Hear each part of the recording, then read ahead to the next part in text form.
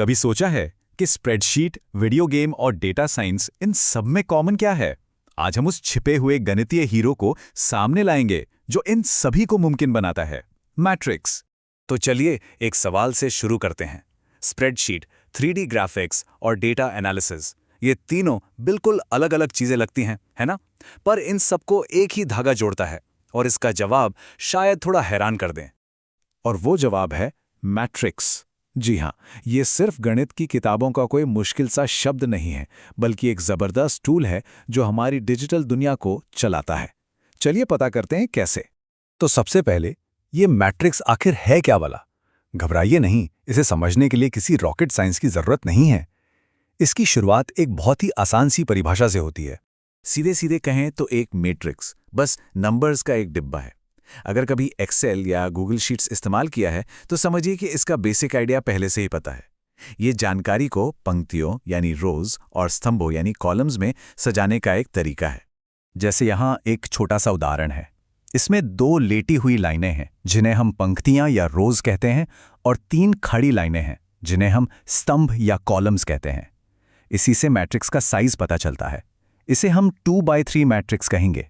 और हाँ, हमेशा पहले पंक्तियों को गिना जाता है, फिर स्तंभों को। लेकिन सारे मैट्रिक्स एक जैसे नहीं होते। जैसे कहानियों में अलग अलग किरदार होते हैं ना, ठीक वैसे ही मैट्रिक्स की दुनिया में भी अलग अलग तरह के मैट्रिक्स होते हैं और हर एक की अपनी एक खासियत होती है। ये कुछ सबसे आम टाइप हैं, जैसे पंक्ति और स्तंभ मैट्रिक्स जो बस एक ही लाइन में होते हैं। एक होता है वर्ग मैट्रिक्स जो बिल्कुल एक चौरस डब्बे जैसा होता है। और एक बहुत खास है पहचान मैट्रिक्स। समझिए ये मैट्रिक्स की दुनिया का नंबर 1 है। इन सब का अपना अपना रोल होता है। ठीक है, तो हमारे पास ये नंबर्स के डिब्बे हैं। अब सवाल ये है कि इनके साथ कर क्या सकते हैं। खुशी की बात यह है कि इन पे जोड़ना घटाना जैसे बेसिक मैथ करना काफ़ी सीधा साधा है। मैट्रिक्स को जोड़ना या घटाना तो समझो बच्चों का खेल है। बस एक शर्त है, दोनों का साइज बिल्कुल एक जैसा होना चाहिए। फिर बस पहले नंबर को पहले से, दूसरे को दूसरे से जोड़ते या घटाते जाओ, बस। और अदिश गुणन का मतलब है कि आप पूरे मैट्रिक्स के हर एक नंबर को किसी एक ही नंबर से गुणा कर रहे हैं। तो जोड़ना घटाना तो आसान था, लेकिन मैट्रिक्स की असली ताकत तो उनके गुणा में छिपी है। यहीं पर आकर मामला थोड़ा दिलचस्प हो जाता है। पर यकीन मानिए, ये उतना भी मुश्किल नहीं है जितना लगता है। मैट्रिक्स को गुणा करने का एक गोल्डन रूल है जिसे गांठ बांध लेना है। पहले मैट्रिक्स में जितने स्तंभ हैं, दूसरे मैट्रिक्स में उतनी ही पंक्तियां होनी चाहिए। ऐसा क्यों? क्योंकि हम हर पंक्ति के एलिमेंट्स को हर स्तंभ के एलिमेंट्स के साथ जोड़ा बनाते हैं। अगर ये नंबर बराबर नहीं हुए तो फिर बात नहीं बनेगी। तो ये गुणा होता कैसे? समझिए, ये एक तरह का डांस है। पहले मैट्रिक्स की एक पंक्ति उठाइए और दूसरे मैट्रिक्स का एक स्तंभ, फिर उनके आमने सामने वाले नंबर्स को गुणा करके उन सबको आपस में जोड़ दीजिए। इससे आपको नए मैट्रिक्स का सिर्फ एक नंबर मिलेगा और फिर यही स्टेप बार बार दोहराना है। चलिए एक उदाहरण से समझते हैं। देखिए, हम पहली पंक्ति यानी 1, 2, 3 और पहला स्तंभ यानी 7, 9, 11 लेते हैं। अब 1 को 7 से गुणा किया, 2 को 9 से और 3 को 11 से। हमें मिला 7, 18 और 33। इन सबको जोड़ दिया और हमारा पहला नतीजा आ गया 58। अब अगले नंबर के लिए पंक्ति तो वही पहली वाली रखेंगे, पर इस बार दूसरा स्तंभ लेंगे, यानी 8, 10, 12। तो 1 गुणा 8, 2 गुणा 10 और 3 गुणा 12, ये हमें देता है 8, 20 और 36। इन सब को जोड़ा तो हमें मिला 64। और बस ये सिलसिला ऐसे ही चलता रहता है।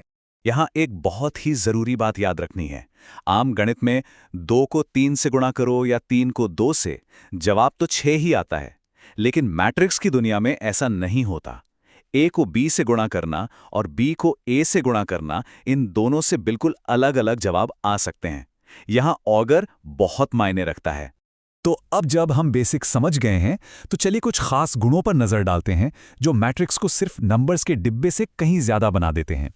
ये कुछ ऐसी ट्रिक्स हैं जो मैट्रिक्स के पास हैं और जो उन्हें बहुत काम का बनाते हैं।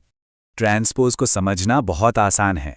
बस कल्पना कीजिए कि मैट्रिक्स को उसके ऊपर बाएं कोने से नीचे दाएं कोने तक एक तिरछी लाइन पर पलट दिया गया है। जो पंक्तियां थीं वे अब स्तंभ बन गई और जो स्तंभ थे वे पंक्तियां, बस इतना ही। और इसी ट्रांसपोज से 2 बड़े मजेदार मैट्रिक्स टाइप निकल कर आते हैं। सममित मैट्रिक्स वो है जो पलटने के बाद भी बिल्कुल वैसा ही दिखता है, कोई फर्क नहीं पड़ता। और विषम सममित मैट्रिक्स वो है जो पलटने पर अपने नेगेटिव रूप जैसा हो जाता है। नाम शायद थोड़े भारी लगे पर कॉन्सेप्ट बहुत सिंपल है। और फिर आते हैं त्रिकोणीय मैट्रिक्स। जैसा नाम है वैसा ही काम। इनमें नंबर्स का एक त्रिकोण बनता है और बाकी सब शून्य होता है। या तो तिरछी लाइन के नीचे सब शून्य होता है या फिर ऊपर।